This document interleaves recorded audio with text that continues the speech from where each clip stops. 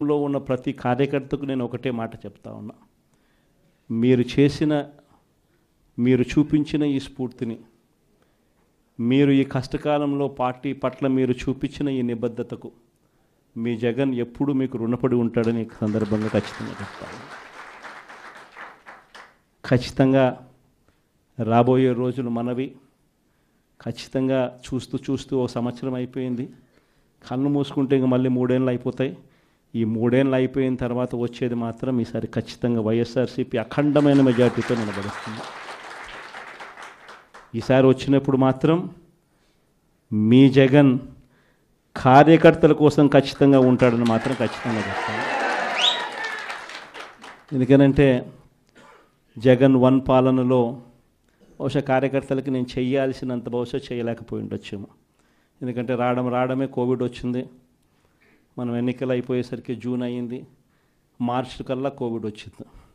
దాని తర్వాత కోవిడ్ సమయంలో మీ అందరికీ తెలుసు 2 సంవత్సరాలు కోవిడ్. ఆ 2 సంవత్సరాలు ప్రజల గురించి ప్రజల ఆరోగ్యం గురించి వాళ్ళకు ఎటువంటి ఇబ్బందులు రాకుండా చూసుకునే దాని గురించే మొత్తం ఎనర్జీస్ అంతా కూడా పెట్టాల్సి వచ్చింది. కాబట్టి బహుశా చేయాల్సినంత అంత ఇదిగా కార్యకర్తలకు అంత తోడుగా ఉండకపోయి ఉండొచ్చు.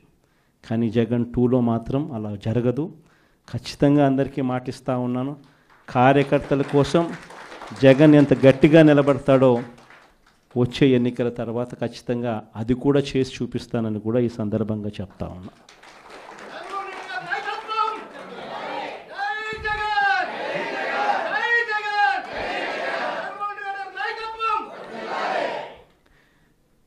చంద్రబాబు నాయుడు గారి మాదిరి ఆయన మోసాలు నిజంగా ఈ మధ్యకాలంలో క్లైమాక్స్ అనేది మీ అందరికీ బహుశా తెలిసే ఉంటుంది. మొన్న ఈ మధ్యకాలంలోనే క్లైమాక్స్కి చేరినాయి. మామూలుగా చంద్రబాబు నాయుడు అనే వ్యక్తి అబద్ధాలు చెప్తాడు, మోసం చేస్తాడు అన్నది మనందరికీ కూడా బాగా తెలిసిన విషయాలే. అయినా కూడా ఎందుకో మొన్న సందర్భంలో చంద్రబాబు నాయుడు గారిని పొరపాటున నమ్మి ఆశకులోనే పొరపాటున కొన్ని తప్పుడు అడుగులు పడ్డాయి.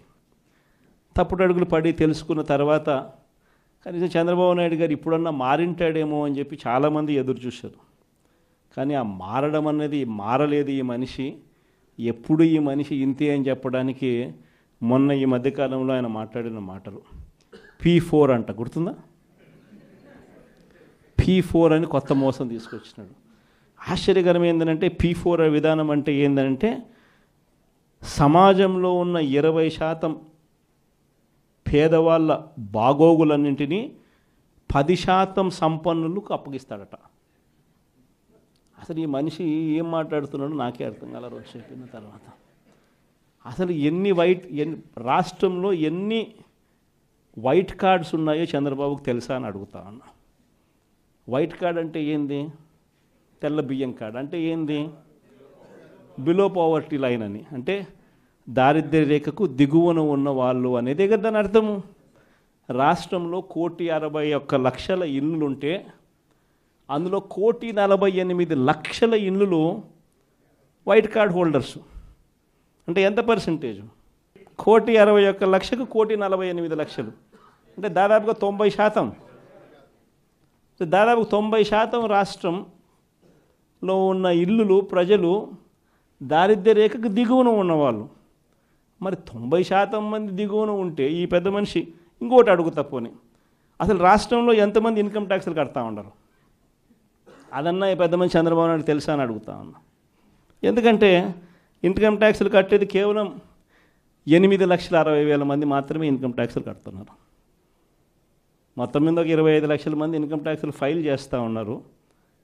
అందులో నిల్ రిటర్న్స్ అని చెప్పి రాసే వాళ్ళని పోను ఇన్కమ్ ట్యాక్స్లు కట్టే వాళ్ళు ఎంత అంటే కేవలం 8,60,000 మంది మాత్రమే ఇన్కమ్ ట్యాక్స్లు రాష్ట్రంలో కడతా ఉన్నారు. మళ్ళీ 8,60,000 మందికి 1,48,00,000 మందికి అప్పచెప్పాలి కదా. నిజంగా అదే ఆయన చెప్పే P4 అంటే కూడా అక్కడ కూడా మళ్ళీ మోసమే. కేవలం 20% అంటాడు. ఆడ మోసమే. అసలు వాస్తవం చెప్పాలంటే కనీసం 1000 మంది ముందుకు రారు. కనీసం రాష్ట్రంలో 1000 మంది ముందుకు రారు. ఇది జరగదని చెప్పి అందరికీ తెలుసు. అవాస్తవాలని అందరికీ తెలుసు. ఈయన డ్రామాలు ఆడుతున్నాడని అందరికీ తెలుసు. ప్రజలందరూ నవ్వుకుంటున్నారు. ఈయన మాట్లాడేటప్పుడు ఏకంగా మీటింగ్లో నుంచి మనుషులు కూడా వెళ్ళిపోతా ఉన్నారు. ఇంత అబద్ధాలు చెప్పాకయ్యా, ఇంత మోసం చేయకయ్యా అని చెప్పి చెప్తా ఉన్నా కూడా ఈ మనిషికి నేను చెప్పేది అబద్ధమే, నేను చెప్పేది ప్రజలు నమ్మాల్సిందే అని అబద్ధాల మీద అబద్ధాలు చెప్పుకుంటూ పోతూ ఉన్నాడు. ఎన్ని రేషన్ కార్డులు ఉన్నాయో తెలియదు, వైట్ రేషన్ కార్డుకి అర్థం ఏమిటో తెలియదు, ఎంతమంది రాష్ట్రంలో ఇన్కమ్ ట్యాక్స్లు కడతా ఉన్నారో కూడా తెలీదు అనడం కూడా తప్పు. తెలుసు కానీ మోసం. ఇప్పుడు కూడా సూపర్ 6 ఎందుకు అమలు చేయడం లేదయ్యా, సూపర్ 7 ఎందుకు అమలు చేయడం లేదంటే ఏమంటాడు, రాష్ట్రంలో అప్పులు 10 లక్షలు అంటాడు. ఎన్నిసార్లు చెప్పాలయ్యా నీకు రాష్ట్రంలో అప్పులు ఎంత ఉన్నాయి అని చెప్పి, 6.5 లక్షల కోట్లు రాష్ట్రంలో అప్పులు ఉన్నాయని చెప్పి నువ్వే అసెంబ్లీలో ప్రవేశపెట్టిన నీ బడ్జెట్ డాక్యుమెంట్లో నువ్వే చెప్పించావు. ఆయన ప్రవేశపెట్టిన బడ్జెట్ డాక్యుమెంట్లో రాష్ట్రానికి సంబంధించిన అప్పులు ఎంత అంటే ఆయనే 6.5 లక్షలు అని చెప్పి ఆయనే చూపించారు. 6.5 లక్షల కోట్లలో కూడా 3,13,000 కోట్లు ఆయన ప్రభుత్వం దిగిపోయే నాటికే ఉన్న అప్పులను కూడా అని అందరికీ కూడా తెలుసు. ఆయన ప్రవేశపెట్టిన బడ్జెట్ డాక్యుమెంట్లోనే ఉంటాయి. కానీ ఏమంటాడు, రాష్ట్రం భయంకరంగా చూపించాలా, 10 లక్షల కోట్లు, ఇంకా 2 రోజులు పోతే 12 లక్షల కోట్లు అంటాడు, ఇంకా 4 రోజులు పోతే 14 లక్షల కోట్లు అంటాడు. ఎందుకు? సూపర్ 6 ఎగరగొట్టడానికి, సూపర్ 7 ఎగరగొట్టడానికి మళ్ళీ ఒక అబద్ధం, అంటే ఇంకో పెద్ద గీత గీయడం. దిక్కుమాలిన అబద్ధాలు, దిక్కుమాలిన మోసాలతో ఈ రాష్ట్రంలో ప్రభుత్వంలో పరిపాలన చేస్తా ఉన్న ఇలాంటి పాలన పోయి మళ్ళీ మాట చెప్తే మాట మీద నిలబడే పాలన,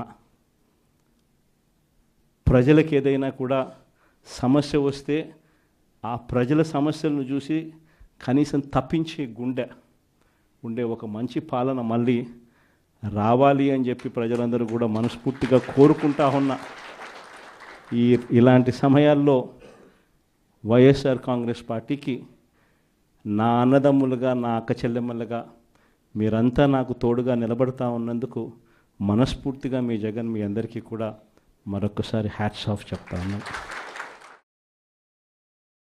ఇవాళ మీ అందరినీ కూడా చూస్తూ ఉంటే నిజంగా చాలా గర్వంగా కూడా ఉంది. ఎందుకనంటే